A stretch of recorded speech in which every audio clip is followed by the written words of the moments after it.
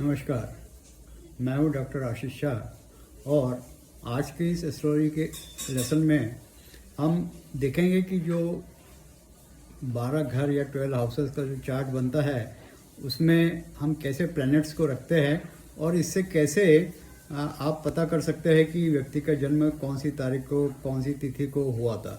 तो सबसे पहले आपको जो चार्ट में देखना है वह ये देखिए कि सूर्य और चंद्र की पोजीशन क्या है। यदि सूर्य और चंद्र उसमें आमने सामने दिख रहे हैं तो मतलब वो पूर्णिमा है या पूर्णिमा के एक दिन पहले है या पूर्णिमा के एक दिन बाद में है।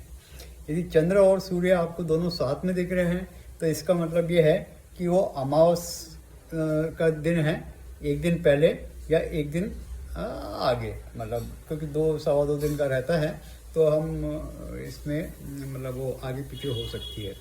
तो फिर आपको देखना है कि सूर्य जो है वो 1 से लेके 1 2 3 मतलब ये जो है आपका एंटी क्लॉकवाइज चलता है, ऐसा चलता है। फर्स्ट हाउस ये रहता है, second, third, fourth, fifth, six, seven, है ना। तो ये एंटी क्लॉक चलता है।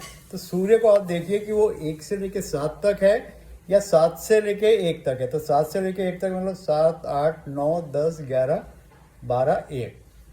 तो ऐसा आपका जो हाउसेस की गिनती होती है वो एंटी क्लॉक होती है। 1 2 3 4 5 6 7 8 9 10 11 12। मैं इसको चित्र द्वारा भी बताऊंगा आपको, पर अभी के लिए आप ये मान के चलिए कि सूर्य की पोजीशन देखिए कि सूर्य 1 से 7 के बीच में है या 7 से इधर उल्टा घूमते हुए 1 की तरफ आ रहा है।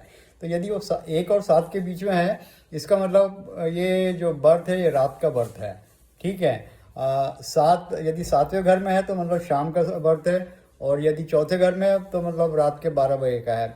इसी प्रकार यदि सूर्य आपका 7 से 7 8 9 10 11 12 1 में है तो इसका मतलब ये आपका दिन का बर्थ है।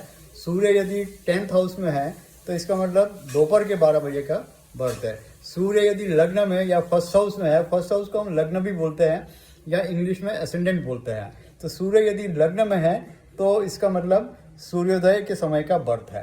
तो इस प्रकार से सूर्य और चंद्र की स्थिति को देख के आपको तिथि का पता चल जाएगा और अप्रोक्सीमेट कब बर्थ हुआ है ये आप सिर्फ कुंडली देख के और बिना किसी डाटा के बता सकते हैं। तो ये भी एक, तो इसलिए हम कहते हैं कि जो हॉरोस्कोप है वो एक टेक्निकल और लॉजिकल साइंस है एंड इट्स नॉट रैंडम। तो आज के लिए इतना ही, हम इसे और जारी रखेंगे। थैंक यू, धन्यवाद।